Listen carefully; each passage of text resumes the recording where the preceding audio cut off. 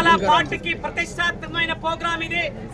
All India Congress committee పిలుపు మేరకు మన అధినాయకుడు భావి భారత ప్రధాని రాహుల్ గాంధీ గారు ప్రధానమంత్రి కావాలంటే మనం రాజ్యాంగాన్ని రక్షించుకోవాల్సిన అవసరం ఉంది. అందుకోసానికి ఈరోజు మన నాయకుడి పిలుపు మేరకు ఆల్ ఇండియా కాంగ్రెస్ కమిటీ అధ్యక్షుడు మల్లికార్జున ఖార్గే వారి ఆదేశానుసారం రాష్ట్ర అధ్యక్షుడు మహేష్ కుమార్ గౌడ్ గారి ఆదేశానుసారం రేవంత్ అన్న నాయకత్వాన ఈరోజు మన కాంగ్రెస్ పార్టీ జిల్లా కాంగ్రెస్ కమిటీ ఆధ్వర్యంలో ఈ యాత్ర కొనసాగుతుంది జరిగింది. ఒకసారి ఆలోచించండి, అఖిల భారత కాంగ్రెస్ కమిటీ అత్యున్నతమైన పార్లమెంట్ లో అమిత్ షా గారు ఆర్ఎస్ఎస్ రాజ్యాంగాన్ని పార్లమెంట్ లో సూచిస్తే దాన్ని కాంగ్రెస్ పార్టీ ప్రెసిడెంట్ మన రాహుల్ గాంధీ గారు రాజ్యాంగాన్ని ధిక్కరించే అంబేద్కర్ ను అవమానపరిచే విధంగా మాట్లాడిన అమిత్ షాను సస్పెండ్ చేయాలని, మంత్రివర్గం నుంచి తొలగించాలని గత 15 రోజుల నుంచి మనం ఈ కార్యక్రమాలు చేయడం జరిగింది. గ్రామ గ్రామాన ప్రతి కాంగ్రెస్ కార్యకర్త కూడా భుజాన్ని చేసుకొని ఏజెండానే ముందు పెట్టుకుంటారు. వారందరూ కూడా ఈ సందర్భంగా కృతజ్ఞతలు తెలియజేసుకుంటున్నాను. అందుకోసానికి ముఖ్యంగా మనం ఎక్కడ పోయినా ఇది అంబేద్కర్ కు దండ వేసి ఆడ కూడా తర్వాత చేసుకొని గాంధీకి దండ వేసుకొని ప్రతిజ్ఞ కార్యక్రమం చేసుకుంటున్నాం.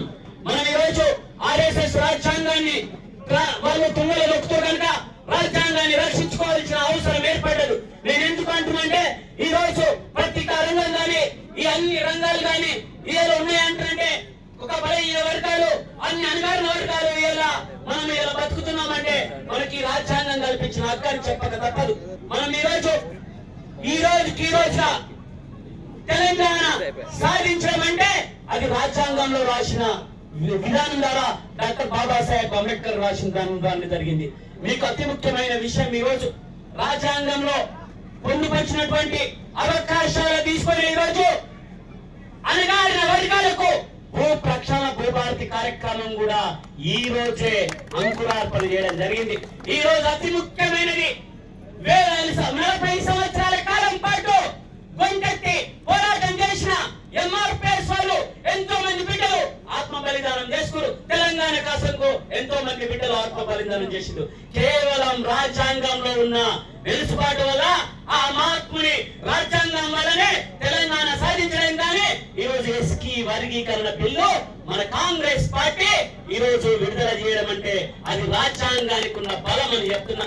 ఇంకొక విషయం చెప్తున్నా, అఖిల భారత కాంగ్రెస్ కమిటీకి ఒక ధైర్యం బట్టి మల్లికార్జున ఖార్గే గారు తర్వాత అధ్యక్షుడు, రాష్ట్రానికి బీసీ వర్గానికి సంబంధించిన బిడ్డ అధ్యక్షుడు, జిల్లాకి ఒక బీసీ వర్గానికి సంబంధించిన జిల్లా అధ్యక్షుడు కొనసాగుతుందంటే అది కాంగ్రెస్ పార్టీకి రాజ్యాంగాన్ని పాటించే కాంగ్రెస్ పార్టీకే సాధ్యమవుతుందని చెప్తున్నా.